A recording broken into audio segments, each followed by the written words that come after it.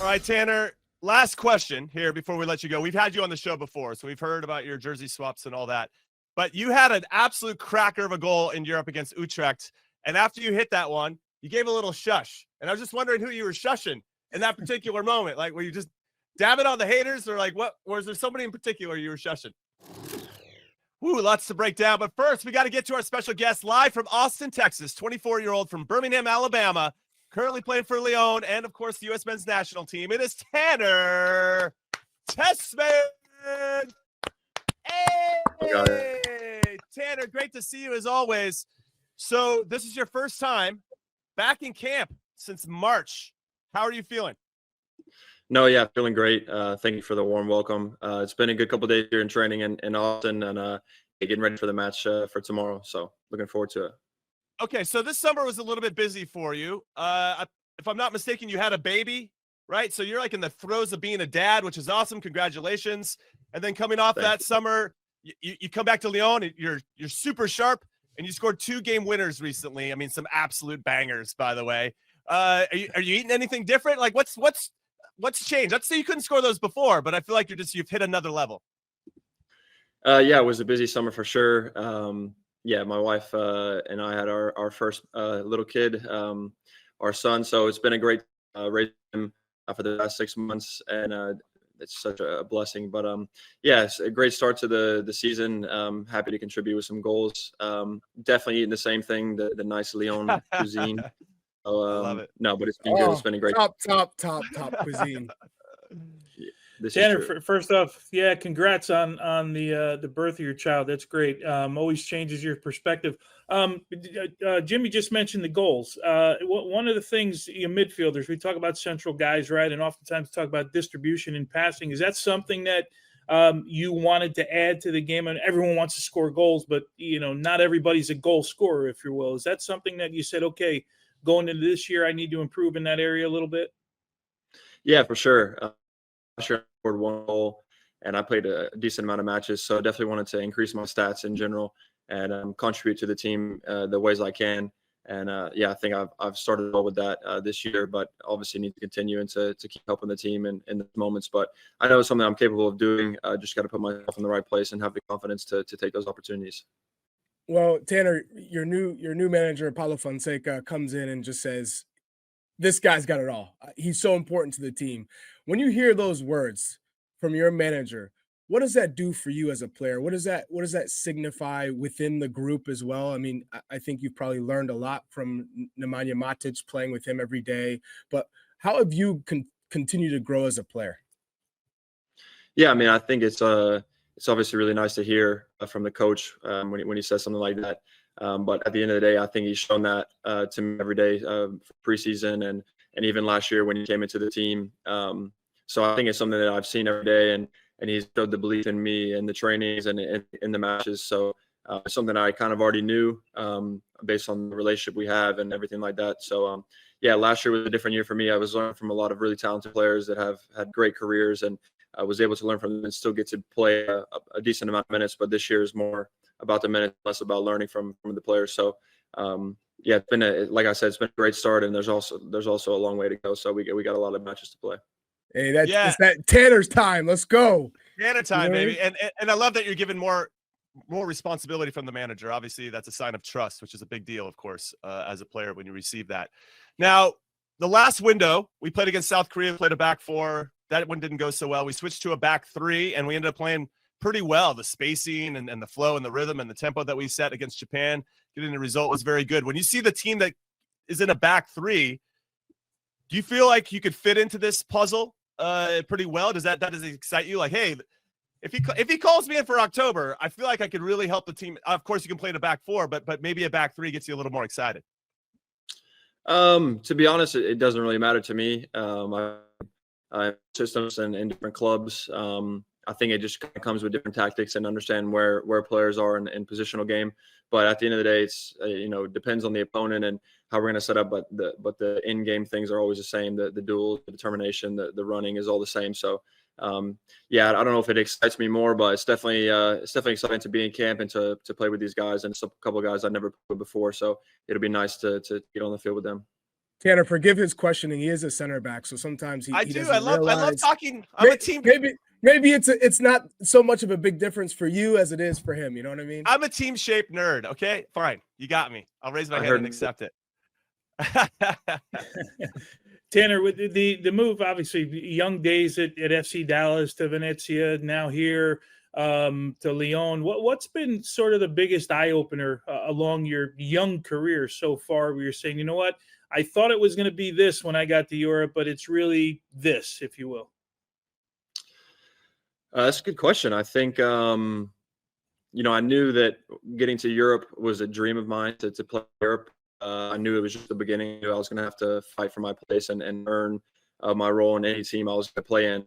But I think the biggest surprise, I guess, was just the fan base in Europe and the intensity of the fans and the passion of the fans. Not just on match day. It's 2 days before the game, if we have an open training session or if we have any meet and greets or anything like that. It's these fans are just so bought in and just love football in Europe. So I think that's been the biggest eye opener to me, is just how passionate the fans are. So talk to me about what happened at the end of last year. Lyon, Crystal Palace. You're wondering, are we going to get to play in Europe? Are we not? Are we going to get relegated? What was going through your mind behind the scenes? Were you already planning, if you did play in League Two, were you going to stay, or were you planning on making the move? How often were you on the phone with your agent? What was that moment? What was that time like for you? Yeah, it was definitely an interesting time. I was on vacation when I got the news. So I showed my wife, and it was like oh my goodness moment. Obviously just had a kid, so was like not even thinking about football then and just focusing on him and everything like that. But at the end of the day, the club handled it really well. And throughout the whole thing, the communication with the club was, don't worry guys, like we're fine. Like, this is just for now, but they're going to have a court date to this day, and we're going to we have all the funds, we have this, we have that. And so they gave a lot of confidence in the players to be like, it's okay. Like, don't worry, don't stress so much, which they obviously backed it up, and we stayed in League One and obviously playing in Europa League. So the club did a good job handling everything. But I think at the end of the day, last year we finished in a Europa League spot. I think the players, we deserve to be in League One. The club definitely deserves it in League One. So yeah, now it's just a push to try to fight for Champions League this year and get the club back where they belong. Now, Chuck, you forgot that Matt Turner was his teammate, and then he wasn't his teammate. Now he's his teammate again with the U.S. men's national team. So let's talk about camp. We're hearing that the tempo and the intensity of camp has been next level, and everybody's super sharp and ready to get after it. What have you experienced over these last few days playing with the guys? Yeah, I'd say exactly that. It's been really good intensity. Everybody seems eager to get on the field and to make an impact. It's been great training sessions, high intensity from the coaches and from the staff. So it's been really enjoyable, very competitive, which I love, and I think the guys love as well. So very happy with how the guys are moving and the health of the team. So yeah, we're really looking forward to tomorrow. Tanner, what do you take from that experience in March at the Nations League? We were all there. We covered it, obviously. Safe to say, right? Not the results you guys wanted, but there's got to be some learning lessons from that. 100%. I think it was a very humbling experience. Obviously, playing in the stadium we're going to play in the World Cup.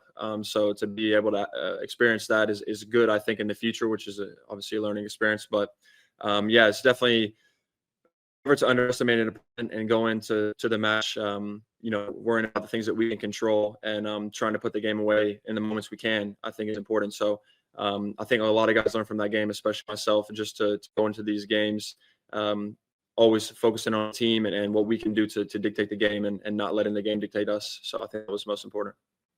And to build off of that, Tanner, what's the relationship with Mauricio Pochettino in terms of just understanding what he wants from you, what he wants from the team? Because, for you came in, I think you got your feet wet under Pochettino. He was thrilled about how much you've grown and your impact within the game. And then it's been, a couple of windows without you on the pitch. Now you're back. Where have you picked up and how's that relationship on the pitch in terms of your demands? Yeah, no, it's a very good relationship. I think he's very clear with what he wants from me, but also from the guys. So, yeah, the expectation is exactly what I'd imagine. And coming into the camp, it's about performing and showing the type of player that we are and type of player that I am, and helping the team and being a protagonist in the team. So I think that's the message, and it's clear. And yeah, Pochettino's a great guy. He's a normal guy and loves to talk about football, have a good time. But obviously, when we get to the pitch, it's time to go. And I think he's really showing that this camp for sure. All right, Tanner. Last question here before we let you go. We've had you on the show before, so we've heard about your jersey swaps and all that. But you had an absolute cracker of a goal in Europe against Utrecht. And after you hit that one, you gave a little shush. And I was just wondering who you were shushing in that particular moment. Like, were you just dabbing on the haters, or like what? Or is there somebody in particular you were shushing?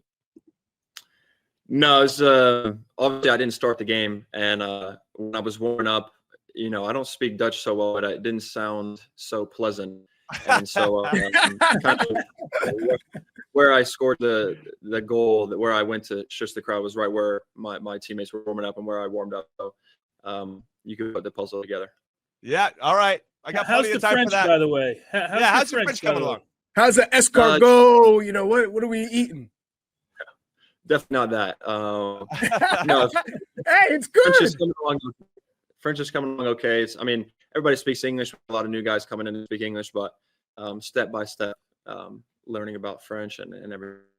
Tanner, I was getting fined 100 euros anytime I spoke English around my team. My coaches were like, you got to learn French. If you speak English, you're fine. I think I paid 1,000 euros within the first 2 months. So, yeah. I would have paid a lot more.